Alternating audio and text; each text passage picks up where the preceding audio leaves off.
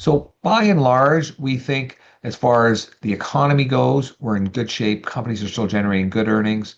The consumer's in reasonably good shape. Yes, we're starting to see a pickup in unemployment in the US, but overall, we feel relatively good about the direction in 2026. And with the reduction in rates, I think that'll be a good backdrop for what we're doing in our fund.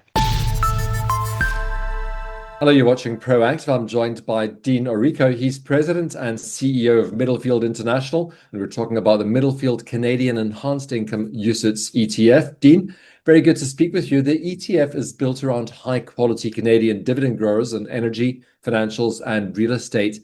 What's the rationale behind this current mix, and how does it reflect the themes you see driving markets in the year ahead? Great question and pleasure to be with you. So, our fund is always going to have a particular nexus in Canada. Generally speaking, we'll always be above 60% Canadian, although we have the ability to go into the US.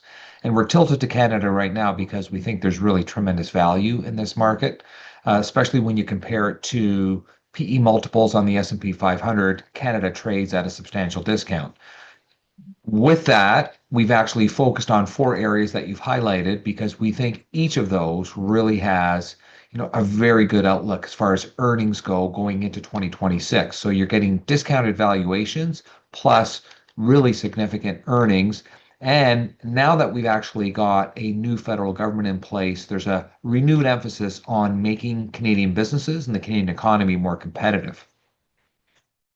Could you walk us through your outlook for the fund's core sectors, so energy producers and pipelines, financials and real estate, and where you see the strongest earnings and dividend growth potential? Sure. So the Canadian market, as a general point, Stephen, tends to be more focused on income and dividends.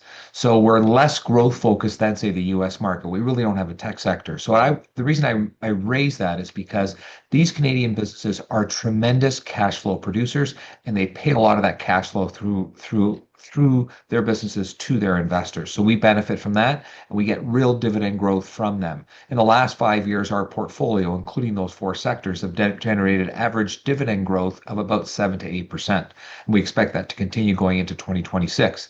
Now, insofar as energy and infrastructure goes, we've now got a renewed focus on that part of the market.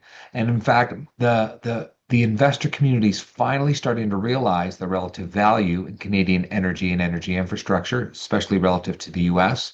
And I think that, together with the fact that they run relatively low amounts of debt, relatively high amounts of cash distribution out to investors, and when you take into account the Carney government really trying to make Canada an energy superpower, we think the outlook for Canadian energy, both pipelines and the producers, really is very good.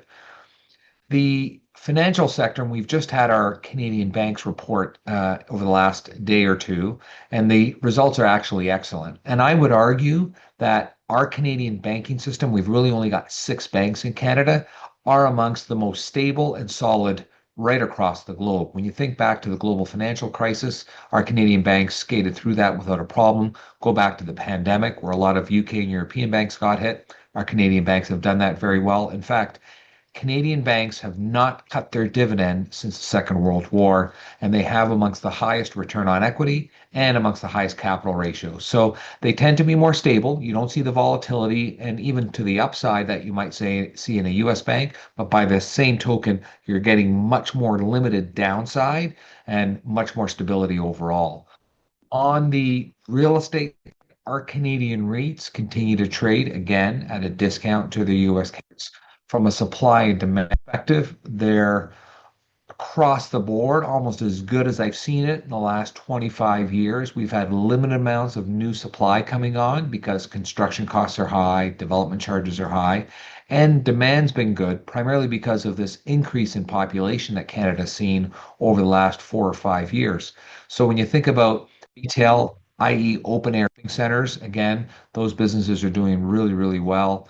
When you're thinking about seniors housing, which are also in the REIT format, again, we're now finally starting to see the impact of an aging population. When you talk about industrial properties, i.e., the sheds, again, you've had a bit of an inflection there as well, where you had massive amounts of rental growth that plateaued and pulled back a bit over the last couple of years, but now it's actually starting to inflect higher because of limited amounts of new supply. So when I think about all of those sectors, I think I can really get excited about where we're going in 2026. Dean, you mentioned the new federal government. With that now in place, what policy shifts or regulatory priorities do you expect to impact Canadian equities, particularly in energy and financials? Well, you've hit it on the head there, Stephen. It really is a focus on energy. So just last week, the Canadian federal government, led by Mark Carney, signed a memorandum of understanding with the province of Alberta because it's in Alberta where all of our oil and gas is. And again, it's all along the lines of trying to make Canada, in his words, an energy superpower.